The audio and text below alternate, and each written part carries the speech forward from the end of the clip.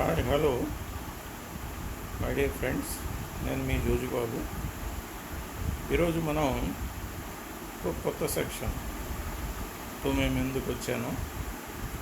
AP forest act 1967లో section 60కి అంత ప్రాముఖ్యం లేకపోయినా ఏపీ ఫారెస్ట్ అమెండ్మెంట్ యాక్ట్లో 2016లో ఈ అమెండ్మెంట్ చేసినప్పుడు ఈ సెక్షన్ 60కి మరికొన్ని సెక్షన్స్ యాడ్ చేయడం జరిగింది. అంటే దీని మీద బాగా ఎక్కువ డిస్కషన్ అయ్యి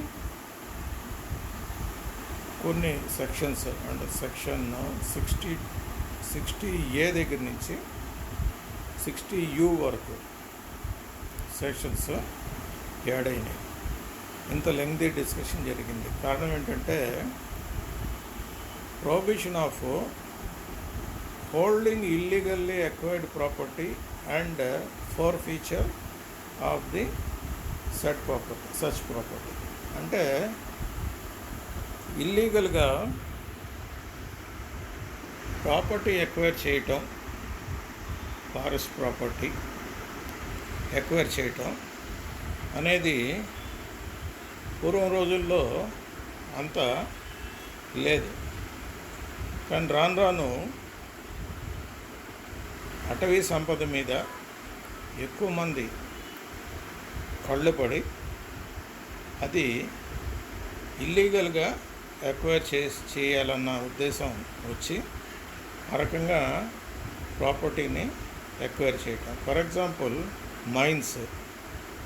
సో ఓబుళాపురం మైన్స్ చూశారు కదా. అలాగే చాలా దగ్గరలో ఫారెస్ట్లో క్వారీస్, మైన్స్ ఆక్యుపై చేయటం, లేదా రిజర్వ్ ఫారెస్ట్ దిగువన ఉన్నటువంటి ప్రైవేట్ ఫారెస్ట్లో కానీ, ప్రొటెక్టెడ్ ఫారెస్ట్లో కానీ, లేదా రిజర్వ్ ల్యాండ్లో కానీ ల్యాండ్ని కబ్జా చేసి దానిలో ప్లాంటేషన్స్, క్యాష్యూ ప్లాంటేషన్స్, లేదా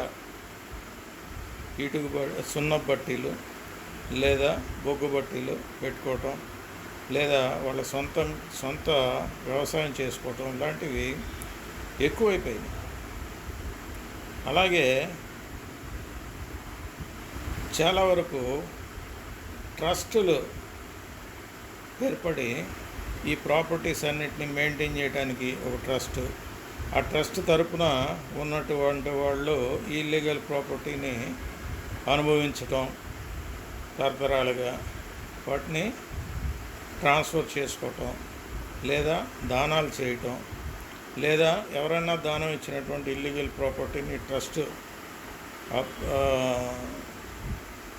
వాళ్ళు మెయింటైన్ చేయటం, ఇట్లాంటి చాలా పనులు ఎక్కువైపోయాయి. కాబట్టి సో ఇది అరికట్టడం కోసం బాగా కృషి చేసి అమెండ్మెంట్స్ తీసుకొచ్చారు.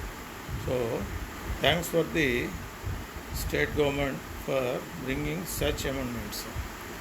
ఇప్పుడు మనం చూద్దాం ప్రిన్సిపల్ యాక్ట్లో ఏముందంటే, so after section 60 illegally acquired property ఉండకూడదు సెక్షన్ 60లో ఉంది. అదే అమెండ్మెంట్ యాక్ట్లో ఏముందంటే సెక్షన్ 60 తర్వాత కొన్ని సెక్షన్స్ యాడ్ చేయమని ఉంది. ఏంటయ్యి అమెండ్మెంట్ యాక్ట్లో మనకు కనిపించే ఏంటంటే సెక్షన్ 60A. సెక్షన్ 60Aలో ఏముంది, ఫారెస్ట్ అమెండ్మెంట్ యాక్ట్ 2016లో అమల్లోకి వచ్చిన తరువాత, ఈ సెక్షన్ అమల్లోకి వచ్చిన తరువాత ఏ వ్యక్తి కానీ లేదా అతని తరపు ఎవరైనా వ్యక్తి కానీ ఇల్లీగల్లీ అక్వైర్డ్ ప్రాపర్టీ కలిగి ఉండరాదు. సో ఇల్లీగల్లీ అక్వైర్డ్ ప్రాపర్టీని కలిగి ఉండరాదు. ఎప్పుడు ఈ సెక్షన్ అమల్లోకి, అమెండ్మెంట్ యాక్ట్ అమల్లోకి వచ్చిన తరువాత ఎవరు కూడా ఇల్లీగల్ ప్రాపర్టీ కలిగి ఉండరు. సో సెక్షన్ 60 A2లో ఏం చెప్తుందంటే, ఆ విధంగా సబ్సెక్షన్ 1లో అంటే పైన పైన తెలిపినట్టు అతిక్రమిస్తే ఇల్లీగల్లీ అక్వైర్డ్ ప్రాపర్టీ జరిగిన ఆ రాష్ట్ర ప్రభుత్వాన్ని ఆ ప్రాపర్టీని రాష్ట్ర ప్రభుత్వానికి జప్తు చేయబడుతుంది. సో క్లియర్గా చెప్తుంది. అలాగా ఇల్లీగల్ ప్రాపర్టీ అమెండ్మెంట్ యాక్ట్ వచ్చిన తర్వాత ఎవరన్నా కలిగి ఉంటే అది రాష్ట్ర ప్రభుత్వానికి జప్తు చేయబడుతుంది. అట్లాగే సెక్షన్ అమెండ్మెంట్ యాక్ట్లో ఉన్నటువంటి సెక్షన్ 60Bలో ఏం చెప్తుందంటే, డిప్యూటీ సూపరింటెండెంట్ ఆఫ్ పోలీస్కి హోదాకి తక్కువ కాని అధికారిని ఆథరైజ్డ్ ఆఫీసర్ కంప్లైంట్ మేరకు, సో డిఎస్పి క్యాడర్లో ఉన్నటువంటి పోలీస్ ఆఫీసర్ని ఆథరైజ్డ్ ఆఫీసర్ అంటే district forest officer or his authorised officer, ఆయన ఏర్పాటు చేసినటువంటి ఆథరైజ్డ్ ఆఫీసర్ డిఎస్పి క్యాడర్లో ఉన్నటువంటి ఒక పోలీస్ ఆఫీసర్ని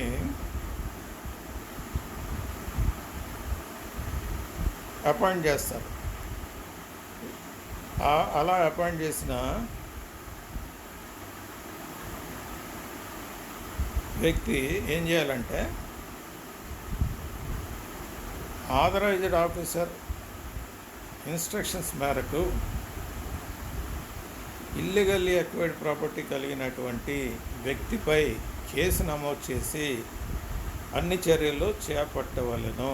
అనగా ఆ ప్రాపర్టీ మీద సర్వే చేయటం, ఇన్వెస్టిగేట్ చేయటం, ఎంక్వైరీ చేయటం, పై విధంగా కాంపిటెంట్ అథారిటీ చెప్పిన మేరకు ఏ పైనైనా చేయవలెను.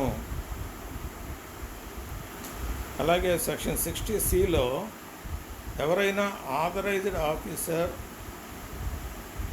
ఇల్లీగల్లీ అక్వైర్డ్ ప్రాపర్టీ విషయంలో ఇన్వెస్టిగేషన్ లేదా ఎంక్వైరీ చేస్తున్నప్పుడు ఆ ప్రాపర్టీ వేరే వారికి ట్రాన్స్ఫర్ చేయడానికి ఆస్కారము ఉన్నచో అట్టి వారికి ఒక నోటీసు ఇచ్చి జారీ చేసి ఇల్లీగల్లీ అక్వైర్డ్ ప్రాపర్టీని జప్తు చేసేయవచ్చు, కాన్ఫిస్కేట్ చేసేయచ్చు. చూసారా, ఇల్లీగల్లీ అక్వైర్డ్ ప్రాపర్టీ విషయంలో ఎంక్వైరీ జరుగుతున్నప్పుడు అలాంటి ప్రాపర్టీ వాళ్ళు తొందరపడి వేరేగా వాటిని ట్రాన్స్ఫర్ వేరే వాళ్ళకి బదలాయింపు చేసే ఉద్దేశం అని ఉంటే వెంటనే దాన్ని ఆ ప్రాపర్టీని జప్తు చేసేసేయచ్చు. సో సెక్షన్ 60Cలో ఏముందంటే, అట్లు జప్తు చేయడానికి వీలుగాని పక్షంలో ఆ అధికారి తన పర్మిషన్ లేకుండా ఏ ప్రాపర్టీని ట్రాన్స్ఫర్ చేయరాదని ఆర్డర్ ఒకటి పాస్ చేయాలి. సంబంధిత ప్రాపర్టీ ఓనర్కి జారీ చేయాలి. ఈ విషయంలో 48 గంటల్లో కాంపిటెంట్ అథారిటీకి తెలియజేయాల్సి ఉంటుంది. ఎవరైతే డిఎస్పి క్యాడర్ అని ఇందాక అనుకున్నాం కదా, ఆ క్యాడర్ గల వ్యక్తి కేసు నమోదు చేసి ఎంక్వైరీ చేస్తున్నప్పుడు ఈ విధంగా అనిపిస్తే ఆ విషయాన్ని 48 గంటల్లో కాంపిటెంట్ అథారిటీకి తెలియజేయాలి. ఒక ఆర్డర్ ఇచ్చి తనకు తెలియకుండా ఎలాంటి ట్రాన్స్ఫర్ చేయకూడదని ప్రాపర్టీ ఓనర్కి ఇన్ఫామ్ చేసిన తర్వాత 48 గంటల్లో కాంపిటెంట్ అథారిటీకి తెలియజేయాలి. ఈ ట్రాన్స్ఫర్ ఆఫ్ ప్రాపర్టీ అంటే ఏంటి అంటే, ఎందుకు ట్రాన్స్ఫర్ చేస్తున్నారు? ట్రాన్స్ఫర్ ఆఫ్ ప్రాపర్టీ అంటే ఎనీ డిస్పోజిషన్ అంటే తన పొజిషన్లో కాకుండా ఇతరుల పొజిషన్లో పెట్టడం. ఇంకోటి కన్వేయన్స్ అంటే మార్పు చేయటం. మూడోది ఎలినేషన్ ఆఫ్ ప్రాపర్టీ, దానిలో కొంత భాగాన్ని వేరే వాళ్ళకి కేటాయించటం. అలాగే creation of trust in property, ఒక ట్రస్ట్ పేరు మీదకి దాన్ని మార్చేయటం. అలాగే creation of lease, mortgage, power of attorney, power of partnership, interest in property, etcetera. ఇలాంటివన్నీ కూడాను బదలాయింపులోకి వస్తాయి, ట్రాన్స్ఫర్లోకి వస్తాయి. సెక్షన్ 60Dలో ఏం చెప్తుందంటే, ఈ సెక్షన్ కింద state government of gazette notification ద్వారా కన్జర్వేటర్ హోదాకు తక్కువ కాని వ్యక్తిని, అలాంటి వాళ్ళని ఎంతమంది అవసరం పడితే అంతమందిని అడ్మినిస్ట్రేటర్స్గా విధులు నిర్వహించమని నియమించవచ్చు. కన్జర్వేటర్ హోదా కలిగిన వ్యక్తి ఈ విషయంలో ఇల్లీగల్లీ ఎక్వైర్డ్ ప్రాపర్టీ విషయంలో ఒక అడ్మినిస్ట్రేటర్గా వ్యవహరించవచ్చును. అడ్మినిస్ట్రేటర్గా ఇల్లీగల్ ఎక్వైర్డ్ ప్రాపర్టీని స్వాధీనం చేసుకుని దాన్ని మేనేజ్ చేయవచ్చును. అలాగే అడ్మినిస్ట్రేటర్గా స్టేట్ గవర్నమెంట్కి జప్తు కాబడినటువంటి ప్రాపర్టీని డిస్పోజ్ కూడా ఈ కన్జర్వేటర్ హోదాలో ఉన్న వ్యక్తి, అడ్మినిస్ట్రేటర్ హోదాలో ఉన్న వ్యక్తి చేయవచ్చును.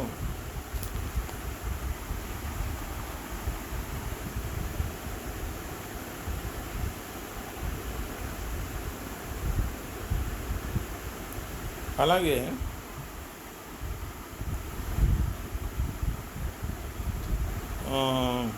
అలాగే 60Eలో ఏముందంటే, అడ్మినిస్ట్రేటర్ గారు ఇల్లీగల్లీ ఎక్వైర్డ్ ప్రాపర్టీ ఓనర్కి ఒక నోటీస్ ఇస్తారు.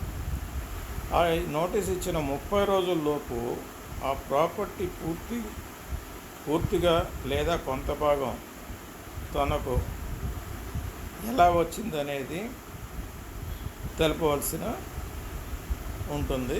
అలా తెలపమని నోటీసులో పేర్కొంటారు అడ్మినిస్ట్రేటర్ గారు. అయితే ఆ ప్రాపర్టీ ఓనరు తను నిరూపించుకోలేని పక్షంలో ప్రాపర్టీని స్టేట్ గవర్నమెంట్కి జప్తు చేయబడుతుంది. అలా నిరూపించుకోలేని పక్షంలో ఆ ప్రాపర్టీ అడ్మినిస్ట్రేటర్ ఏం చేస్తారంటే స్టేట్ గవర్నమెంట్కి జప్తు చేస్తారు. అలాగే సెక్షన్ 60Fలో నోటీస్ అందుకున్న 30 రోజుల్లోపు ఎఫెక్టెడ్ పర్సను ఎంక్వైరీకి హాజరు కావాలి. ఎవరి ముందు? అడ్మినిస్ట్రేటర్ ముందు. సో అలా కాని పక్షంలో కాంపిటెంట్ అథారిటీ అక్కడ లభించిన ఆధారాలు, సాక్ష్యాలు ఆధారంగా ఇల్లీగల్లీ ఎక్వైర్డ్ ప్రాపర్టీని ప్రభుత్వానికి ఫోర్ఫిట్ చేసేస్తారు, ప్రభుత్వానికి జప్తు చేసేస్తారు.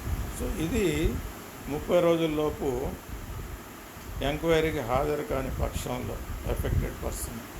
సో తనది అని నిరూపించుకోలేని పక్షంలో కూడా ఇదే. అలాగే 60Gలో ఏముందంటే, ఆ విధంగా స్టేట్ గవర్నమెంట్ తరపున జప్తు చేసిన ఇల్లీగల్లీ ఎక్వైర్డ్ ప్రాపర్టీ యొక్క మార్కెట్ విలువ దాన్ని ఫైన్ కింద నిర్ణయించవచ్చును. సో జప్తు చేసినటువంటి ఇల్లీగల్లీ ఎక్వైర్డ్ ప్రాపర్టీ యొక్క విలువని ఎలా నిర్ణయిస్తారంటే మార్కెట్ వాల్యూని బట్టి దాని విలువని నిర్ణయిస్తారు. ఆ సొమ్ముని ఎఫెక్టెడ్ పర్సన్ నిర్ణీత కాలంలో కట్టేసాడు అనుకోండి, ప్రాపర్టీని రిలీజ్ చేయవచ్చు. అంటే ప్రాపర్టీ ఇల్లీగల్ ఎక్వైర్డ్ ప్రాపర్టీకి మార్కెట్ వాల్యూ కట్టి దాన్ని ఎఫెక్టెడ్ పర్సన్ తనకి ఎలా వచ్చిందో తెలియజేస్తూ దానికి జరిమానా కట్టేస్తే అదేంటి, ప్రాపర్టీ విలువకి మార్కెట్ విలువకి సమానంగా ప్రాపర్టీ విలువ మార్కెట్ విలువ ఎంత ఉందో దాన్ని ఫైన్ కింద కట్టేస్తే ఆ ప్రాపర్టీని రిలీజ్ చేసేయచ్చు. అలాగే 60Hలో ఏదైనా ట్రస్ట్ లేదా సంస్థ కంట్రోల్లో గల ఇల్లీగల్ ప్రాపర్టీ విషయంలో ఆ ట్రస్ట్ లేదా అసోసియేట్ లేదా కంట్రిబ్యూటర్స్ 30 రోజుల సమయం ఇచ్చిన తర్వాత జప్తు చేయబడుతుంది. అంటే ఏంటి, ఒకవేళ ట్రస్ట్ కంట్రోల్లో ఉందనుకోండి ఇల్లీగల్ ప్రాపర్టీ, ట్రస్ట్ కూడా ఒక 30 రోజులు టైం ఇచ్చి, సో ఆ ట్రస్ట్ ప్రూవ్ చేసుకోమని ఇచ్చిన తర్వాత మాత్రమే దాన్ని జప్తు చేయబడుతుంది.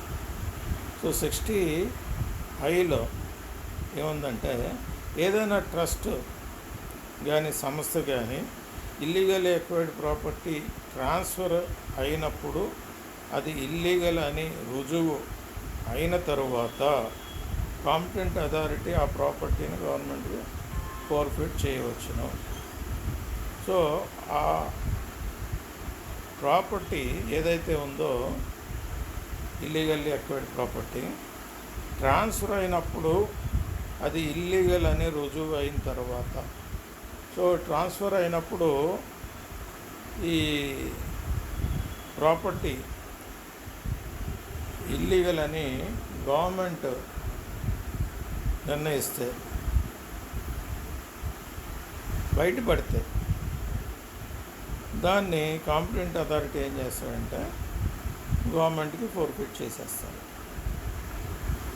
60(j)లో ఏముందంటే, స్టేట్ గవర్నమెంట్ ఒక నోటిఫికేషన్ ద్వారా ఏం చేస్తుంది, appellate tribunal for forfeited property కొరకు ఏర్పాటు చేస్తుంది. ఇప్పుడు ఇల్లీగల్ ప్రాపర్టీని జప్తు చేసిన తర్వాత అది స్టేట్ గవర్నమెంట్ ప్రాపర్టీ అవుతుంది. కానీ దాన్ని మేనేజ్ చేయాలి కదా, ఆ మేనేజ్ చేయటం కోసం ఒక అప్పీలేట్ గవర్నమెంట్ ఏం చేస్తుంది, ఒక నోటిఫికేషన్ ద్వారా అప్పీలేట్ ట్రిబ్యునల్ని ఏర్పాటు చేస్తుంది ఫర్ ఫోర్ఫిటెడ్ ప్రాపర్టీ. అంటే ఆ రకంగా జప్తు చేయబడినటువంటి ఇల్లీగల్ ఎక్వైర్డ్ ప్రాపర్టీని మేనేజ్ చేయడం కోసం ఒక అప్పీలేట్ ట్రిబ్యునల్ని గవర్నమెంట్ ఒక నోటిఫికేషన్ ద్వారా ఏర్పాటు చేస్తుంది. దానికి హైకోర్టు జడ్జి చైర్మన్గా నియమిస్తుంది. కొంతమంది స్టేట్ గవర్నమెంట్ అధికారులని మెంబర్స్గా నియమిస్తుంది. సో హైకోర్టు జడ్జి వచ్చేసి చైర్మన్ అండ్ మెంబర్లు వచ్చేసేమో స్టేట్ గవర్నమెంట్ అఫీషియల్స్. సో 60(k)లో ఏముంటుందంటే, ఫోర్ఫిటెడ్ ప్రాపర్టీ విషయంలో నోటీసులు జారీ చేయటం. సో ఈ అప్పీలేట్ ట్రిబ్యునల్ ఫార్మ్ అయిన తర్వాత నోటీసులు జారీ చేస్తుంది. ఎవరికి, ఈ ప్రాపర్టీ ఫోర్ఫిటెడ్ ప్రాపర్టీ విషయంలో 45 రోజుల లోపు ఎఫెక్టెడ్ పర్సన్స్, అంటే నోటీస్ జారీ చేసినప్పుడు అది ఎవరైనా ఇంకా ఇది గవర్నమెంట్కి జప్తు అయింది, ఎవరైనా ఇంకా నిరూపించుకోవడానికి మీకు అవకాశం ఇస్తున్నాము, మీరు 45 రోజుల లోపల ఎఫెక్టెడ్ పర్సన్ అప్లై చేసుకుని 60 రోజుల లోపు దాన్ని ప్రూవ్ చేసుకోవాలి. 60 రోజుల తర్వాత అప్పీల్ చేస్తే చెల్లదు. సో అప్పీల్ అనేది 45 రోజుల లోపే చేసుకోవాలి affected person. So appellate tribunal ఇచ్చేటటువంటి నోటీసు అందిన 45 రోజుల లోపల అప్పీల్ చేసుకోవాలి, ప్రాపర్టీ ప్రూవ్ చేసుకుంటాను అని. అంతేగాని 60 రోజుల తర్వాత అయితే అలాంటి అప్పీళ్ళు చెల్లవు. అలాగే 60(l) అప్పీలేట్ ట్రిబ్యునల్ జారీ చేసిన నోటీస్లో గల ప్రాపర్టీ డిస్క్రిప్షన్ తప్పు అని చెప్పడానికి ఎవరికి అధికారం లేదు. సో ప్రాపర్టీ డిస్క్రిప్షన్ని అప్పీలేట్ అథారిటీ తన నోటీస్లో ఇస్తుంది, ఈ ప్రాపర్టీ అని. ఆ డిస్క్రిప్షన్ని ఎవరు తప్పు పట్టడానికి వీలు లేదు. ఏ సివిల్ కోర్టు కూడా అప్పీలేట్ ట్రిబ్యునల్ విషయంలో జోక్యం చేసుకోవడానికి వీలు లేదు.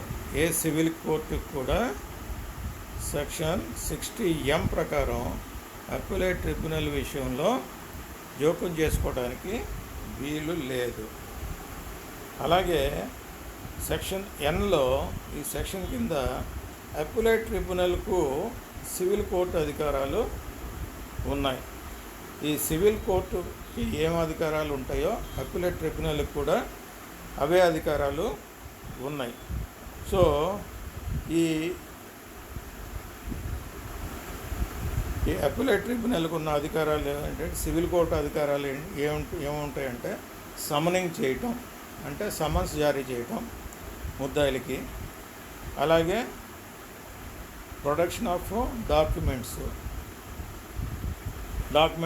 ప్రొడ్యూస్ చేయమని అడగటం, అలాగే రిసీవింగ్ ఎవిడెన్సెస్ అంటే సాక్ష్యాలను నమోదు చేయటం, రికార్డ్ చేయటం, అలాగే requisition of public records. So panchayati ఆఫీసుల్లో కానీ లేదా గ్రామ పంచాయతీల్లో కానీ లేదా కార్పొరేషన్లో కానీ పబ్లిక్ రికార్డ్స్ని తనిఖీ చేయటం, ఎవిడెన్స్ని సంపాదించడం కోసం ఆ రికార్డ్స్ కావాలని రిక్విజిషన్ పెట్టుకోవచ్చు. అలాగే ఎగ్జామినింగ్ ఎవిడెన్సెస్ సాక్షుల్ని విచారించటం. ఇవి సివిల్ కోర్టుకున్న అధికారాలు అప్పిలేట్ ట్రిబ్యునల్కి కూడా సేమ్ అధికారాలే ఉంటాయి. అలాగే సెక్షన్ 60(O)లో ఏముందంటే, కాంపిటెంట్ అథారిటీ స్థానిక స్టేట్ గవర్నమెంట్ ఆఫీసర్స్ నుంచి లేదా ఆఫీసెస్ నుంచి కూడా సమాచారం పొందవచ్చు. కాంపిటెంట్ అథారిటీ అంటే ఇంతకుముందు మన కన్జర్వేటర్ హోదాకి తగ్గని వ్యక్తిని కాంపిటెంట్ అథారిటీగా గవర్నమెంట్ నిర్ణయిస్తుంది. ఆయన స్టేట్ గవర్నమెంట్ ఆఫీసెస్ నుంచి కానీ ఆఫీసర్స్ నుంచి కానీ సమాచారం పొందవచ్చు. అలాగే 60(P)లో ఏముందంటే, అప్పిలేట్ అథారిటీకి ఈ క్రింది అధికారులు సహకరించాలి. ఈ క్రింది అధికారులు అప్పిలేట్ అథారిటీకి సహకరించాలి. వాళ్ళు ఎవరంటే, స్టేట్ గవర్నమెంట్ అధికారులు అనగా పోలీస్ అధికారులు, ఫారెస్ట్ అధికారులు, ఇతర స్టేట్ గవర్నమెంట్ అధికారులు.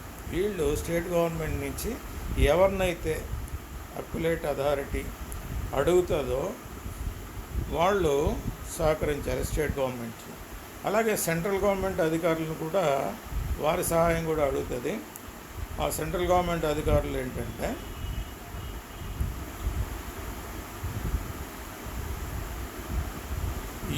ఈడీ అంటే enforcement director, and DRI director of revenue intelligence, అలాగే CBI central bureau of investigation.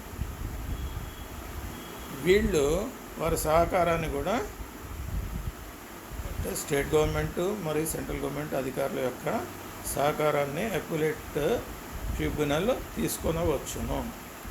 అలాగే సెక్షన్ Qలో ఏముంటుందంటే, కాంపిటెంట్ అథారిటీ నోటీస్ జారీ చేసిన 30 రోజుల లోపల ఎఫెక్టెడ్ పర్సన్ ఫైన్ చెల్లించని పక్షంలో, కాంపిటెంట్ అథారిటీ అంటే కన్జర్వేటర్ని అనుకున్నాం, ఆయన జారీ చేసిన నోటీసు ఇచ్చిన 30 రోజుల లోపల ఎఫెక్టెడ్ పర్సన్ ఫైన్ చెల్లించకపోతే అడ్మినిస్ట్రేటర్ గారు సదరు ప్రాపర్టీని స్టేట్ గవర్నమెంట్కి ఫోర్ఫిట్ చేయవచ్చు. అడ్మినిస్ట్రేటర్ గారు అన్నా కూడా కాంపిటెంట్ అథారిటీ అంటే ఆయన చేత నిర్ణయించబడిన వ్యక్తి కాంపిటెంట్ అథారిటీ. అలాగే అడ్మినిస్ట్రేటర్ గారు అంటే కన్జర్వేటర్ గారు ఆ ప్రాపర్టీని గవర్నమెంట్కి ఫోర్ఫిట్ చేయవచ్చును. సెక్షన్ 60(R)లో ఏముందంటే, అప్పిలేట్ అథారిటీ ఇచ్చిన ఆర్డర్లో ఏదైనా తప్పులు ఉన్న ఎడల, అప్పిలేట్ అథారిటీ ఇచ్చిన ఆర్డర్లో ఏదైనా తప్పులు ఉంటే 1 year లోపు వాటిని సరిచేసి తిరిగి ఫ్రెష్ నోటిఫికేషన్ తాను మాత్రమే ఇవ్వవచ్చును. ఫ్రెష్ నోటిఫికేషను ఒక అప్పిలేట్ అథారిటీ మాత్రమే దాన్ని కరెక్ట్ చేసే అధికారము దానికి మాత్రమే ఉంది. 1 year లోపు కరెక్ట్ చేసి ఫ్రెష్ నోటిఫికేషన్ ఇవ్వచ్చు. సెక్షన్ 60(S)లో ఏముందంటే, అటువంటి పని చేసే సమయంలో ఆ విధంగా తయారు చేసిన నోటీసును ఎఫెక్టెడ్ పర్సన్స్కి రిజిస్టర్ పోస్ట్ ద్వారా పంపించాలి. ఇది సెక్షన్ టీలో కూడా అదే ఉంది, పంపాలి. అట్లు